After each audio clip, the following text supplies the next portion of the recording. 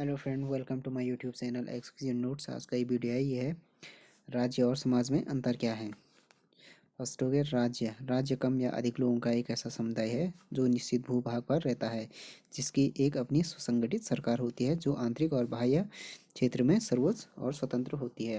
राज्य एक ऐसा समुदाय है जो क्या हो गया कि कम या अधिक लोगों का एक ऐसा समुदाय है जो निश्चित भूभाग पर रहता है और जिसकी एक अपनी सुसंगठित सरकार होती है जो आंतरिक और बाह्य क्षेत्र में सर्वोच्च होती है।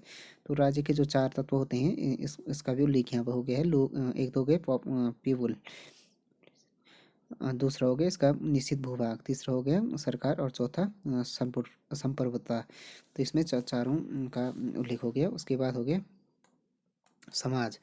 समाज शब्द का प्रयोग व्यक्तियों के समूह के लिए किया जाता है। किसी भी संगठित या असंगठित समूह को समाज कह दिया जाता है।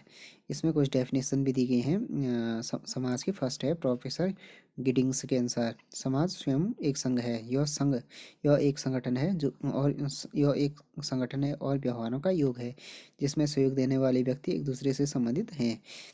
उसके बाद हो गया प्रोफेसर मैकाइवर के अनुसार, समाज का अर्थ मानव द्वारा स्थापित ऐसे संबंधों से है जिन्हें स्थापित करने के लिए उन्हें उसे विवश होना पड़ता है।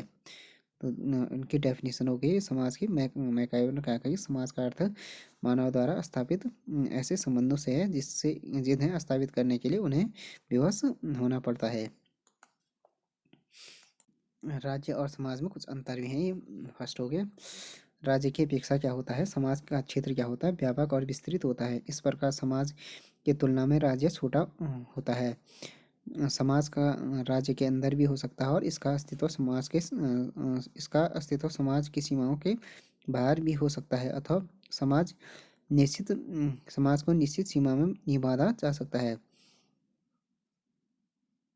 जो होता है कि राज्य क्या होता है, समाज की अपेक्षा क्या होता है, राज्य की अपेक्षा सॉरी समाज क्या होता है, समाज का क्षेत्र व्यापक और विस्तृत होता है। इस प्रकार जो समाज क्या हो गया, समाज की तुलना में राज्य क्या होता है, छोटा है। राज्य समाज क्या हो सकता है, राज्य के अंदर भी हो सकता है और इसका अस्तित्व राज्य की सीमाओं के बाहर भी हो सकता है, अथवा समाज की कोई निश्चित सीमा नहीं, समाज को निश्चित सीमा में नहीं बांधा जा सकता है।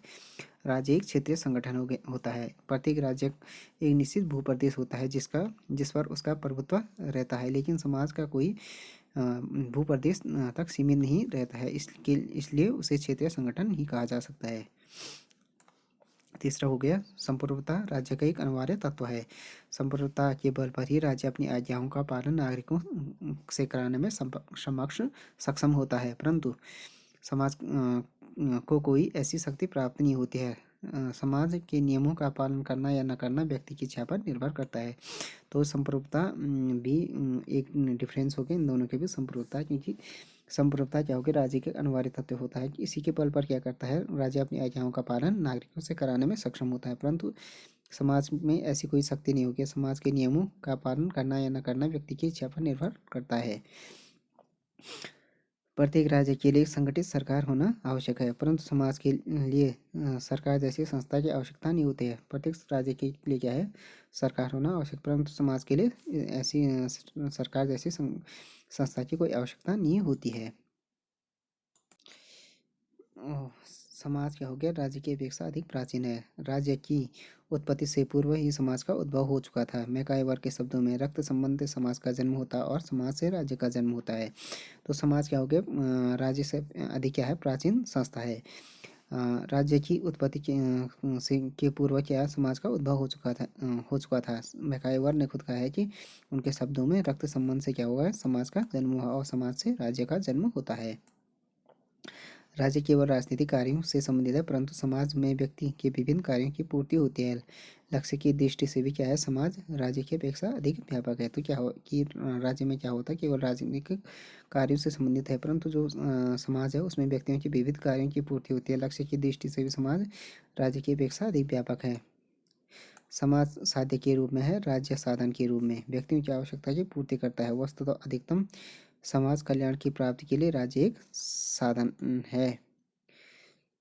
राज्य के नियम क्या होते हैं, बाध्यकारी होते हैं। इन नियमों का उल्लंघन करने पर शारीरिक या अन्य दोनों तरह की सजाएं दी जा सकती है, जबकि सामाजिक नियमों के उल्लंघन से सामाजिक बहिष्कार जैसी सजा दी जा सकती है। हम कह सकते हैं कि राज्य का क्षेत्र वह क्षेत्र है जहाँ आज्ञा का उल्लंघन के कारण राज्य कार्रवाई करता है। राज्य को बल प्रयोग का अधिकार होता है। वहीं दूसरी ओर समाज का क्षेत्र ऐच्छिक सहयोग का क्षेत्र है, जिसकी शक्ति सद्भाव है, इसकी कार्य विधि लचीली है। तो जो इस राज्य के नियम होते हैं बाध्यकारी होते हैं। इन नियमों का अगर उल्लंघन नहीं किया तो सारी या अन्य दोनों प्रकार के सारे के अन्य दोनों प्रकार की सजाएं दी जा सकती। सामाजिक नियमों में ये होता है कि अगर उसका उल्लंघन करोगे तो सामाजिक बहिष्कार जैसी सजा दी जा सकती है। तो ये हो गया कि राज्य का क्षेत्र वो है कि जहाँ आज्ञा का उल्लंघन के कारण राज्य क्या कर रहा है, कार्रवाई करता है। राज्य को बल प्रयोग करने का अधिकार है। वहीं समाज को क्या है, समाज का जो क्षेत्र है ऐच्छिक सहयोग का क्षेत्र है, जिसकी शक्ति सद्भाव है, इसकी कार्यविधि लचीली होती है।